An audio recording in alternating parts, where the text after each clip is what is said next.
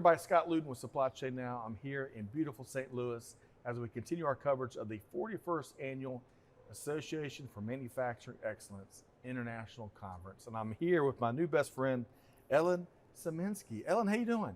Good. Thanks, Scott, for having me. Great to see you. Great to see you. I've enjoyed our pre-show conversation, and we got a lot to get into here today.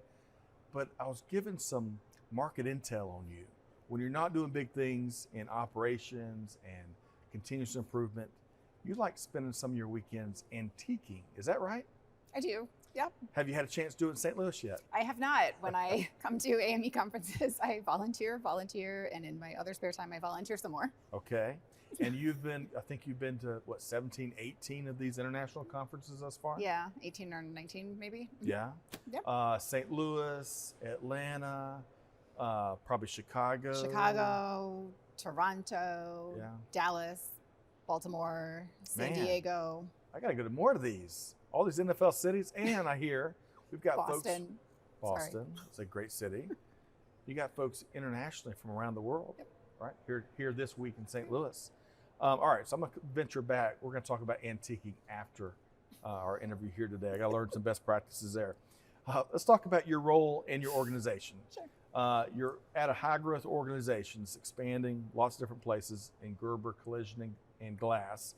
And your role there, Senior Director, Continuous Improvement and Operations Support. So tell us a little about both the organization and what you do. Sure.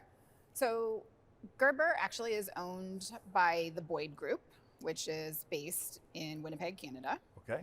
And in 2004, I believe, the Boyd Group, or Boyd Auto Body, acquired 16 Gerber locations in the US. So I did not join until 2 years ago. So I was nowhere around the scene on 2004, but there were only 16 Gerber stores then in the US.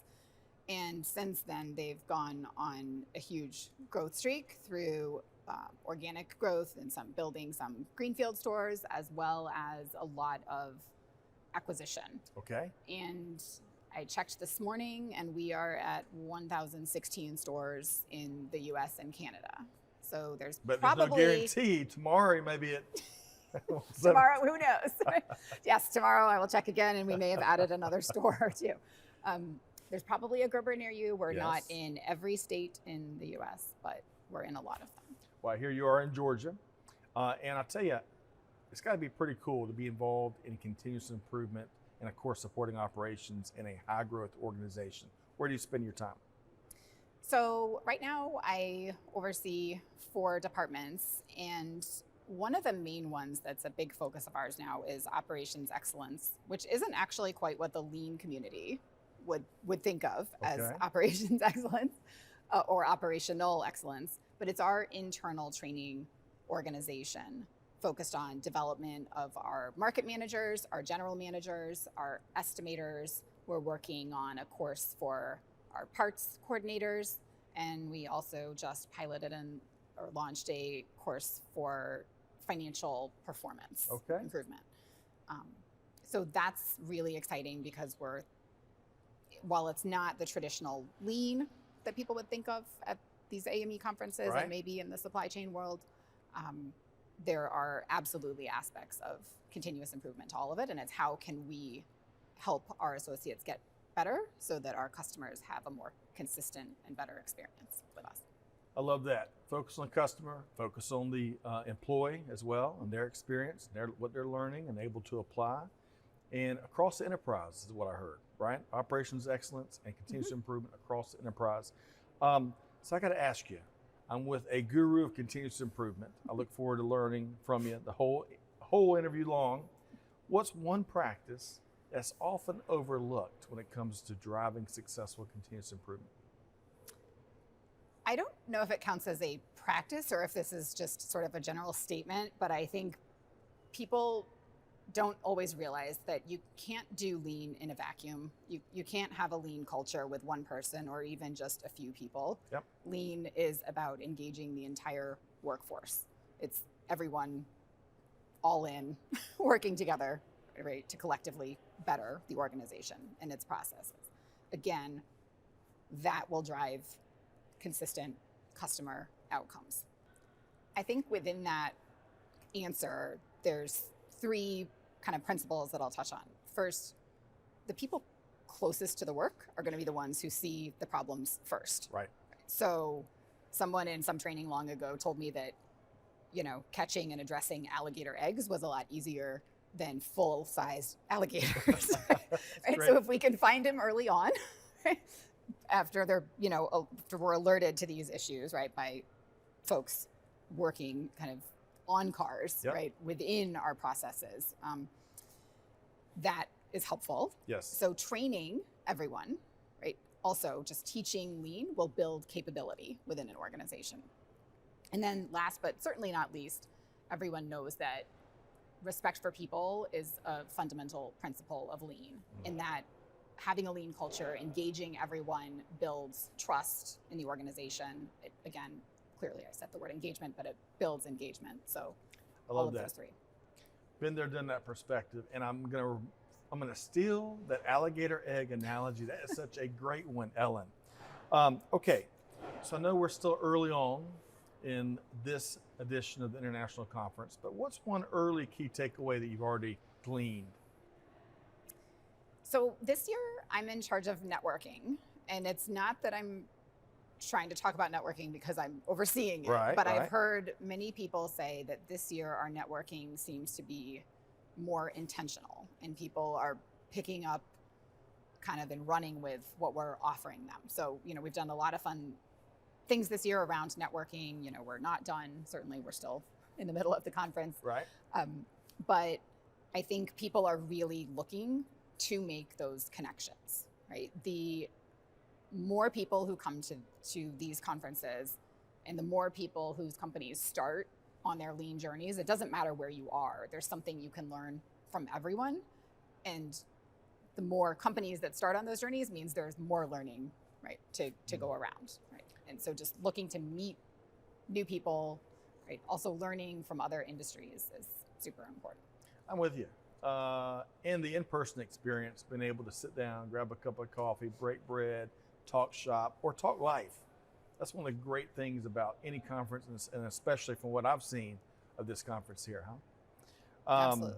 All right, so let's keep it real for a minute, because as you and I both know, especially since lean's gotten beat up at various times, throughout history, but since the pandemic, folks have taken some pot shots at the value of lean once again. So you and I both know what the answer is here, but tell our audience why lean thinking is still so incredibly relevant today. So in the supply chain community, as you've already referenced, Scott, it experienced great stress in early 2020 and for the next year or two. Right. Throughout that, right? So people were stretched thin, right? They were being pulled in 20 different directions, wearing multiple hats, and firefighting kind of was the norm. And for that, I say that's why lean is Right. never more relevant than now, because firefighting, lean, if you're doing it right and you have a lean culture, right, firefighting is not the norm. Right. You're spending, instead of 80% of your time firefighting, you're spending 20% of your time firefighting. It's a different day when we're making those shifts. Yeah. It's less alligators, it's more alligator eggs, which I will take, right? Getting the root cause so you don't have to fix the same problem 1,000 times. All of these makes for better days, most importantly for our customers, but equally as important for our team members that are working really hard to really bring it and deliver, right? Yep. It's that need to be adaptable and resilient. Yes. And companies that have a lean culture are used to that. Yeah. It's okay. Well, this changed, but that's okay. We're doing that to make it better, right? Or this changed unknowingly. Okay, let's go root cause, deep dive into why did that change and what do we need to do to get it back on track. So I really think, again, that companies who have a good lean culture where everyone is engaged and is helping to deliver solutions that will deliver value to customers, they're going to be winning and surviving in the long term. Yes, I completely agree. All right, so I want to shift gears now and talk about another podcast that you were on recently, featured on not too long ago. And I caught some of it, and I'm gonna watch the rest of it on my plane ride back to Atlanta. So if you would share, folks that missed that, it was really celebrating women leadership in industry. Share, if folks forget everything else related to your interview, what are a couple key points you hope that they keep front and center? So before I answer that, Yes. Yes, it was great to be. It was the Empowering Women podcast Yes. that was run by Shannon Baumgardner. And hi, Shannon, if you're Hey, out Shannon, there. how you doing? So when it rains, it pours, because that was a week ago, and now this is my second ever podcast. So thanks for having me. Hey, it's meant to be. All right. So I think one of the things that I talked about on Shannon's podcast, but I'm not sure if I emphasized it enough, is that the jobs in manufacturing today are not the jobs in manufacturing 30 years ago, 20 years ago, 50 years ago.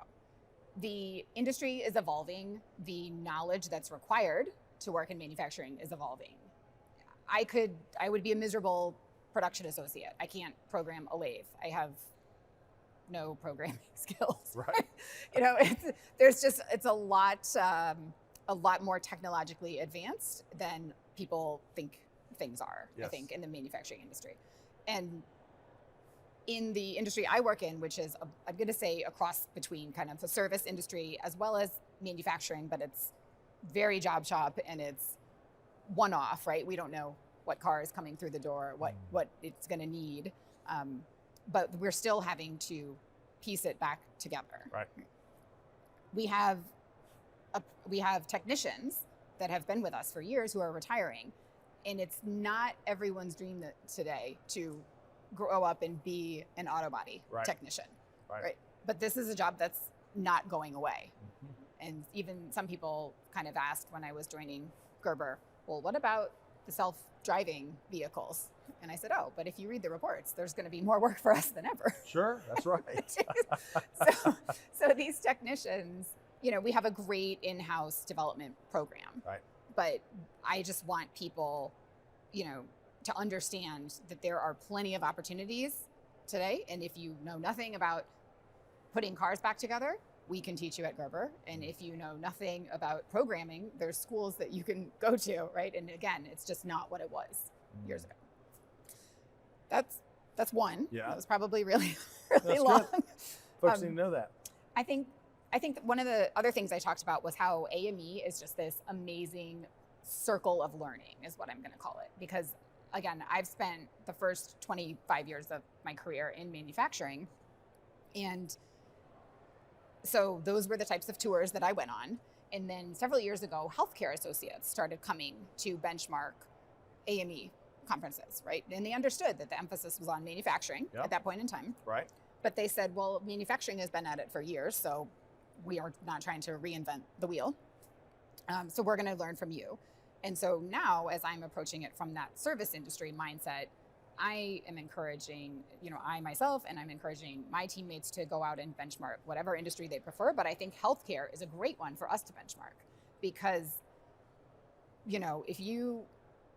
the hospitals don't know who's coming to them in the ambulance, right? Maybe they get a little prep call, right? But we don't know the extent of the damage to that person, or what exactly they're suffering from, and what they're going to have to do to give them the care that they need. Yep. And it's similar to a car.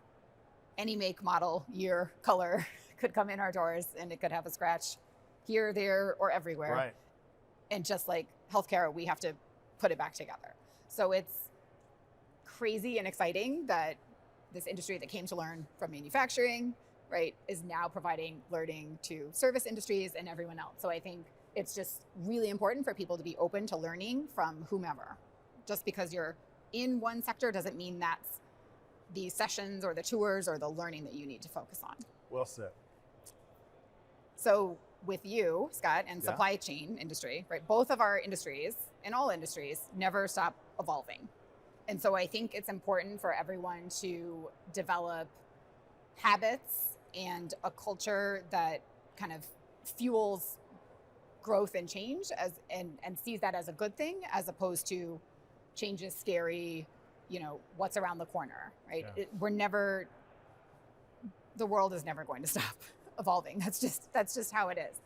And when I come to these AME conferences, or I, learn at other events, it's always surprising to me that for every company that's here that's been on their journey for 5 years, 10 years, 15 years, Yeah. there's an equal number of companies that are just starting out. Right.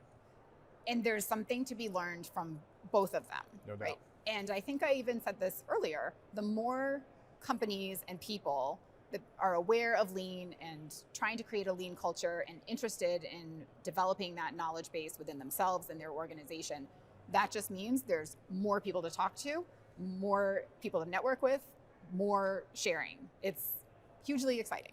Ellen, I love it. You're bringing a lot of good news here today. And we got to get you on more podcasts, by the way. Got to get you on more podcasts. I think it's meant to happen. So let me do this. For folks that want to learn from you on all of your years of experience, driving change and continuous improvement, helping the whole team succeed and delight customers, or they want to learn from all of your AME experiences, especially your volunteer leadership roles, where you're helping to make networking be more deliberate and help people make those connections, or if they want to have Ellen Sieminski on their podcast, which again, you got to do more of. How can folks track you down, Ellen? Sure. You can find me on LinkedIn under my name. It's just that easy. It's just that easy. Ellen Sieminski, and you're the one in Chicago. Is that right? Yeah, Chicago area, Chicago Okay. suburbs. I'm not sure what it says. Yep. Outstanding. Well, Ellen Sieminski with Gerber Collision and Glass. It's been a pleasure to meet you here today, and I appreciate what you're doing, not just for AME, but for industry.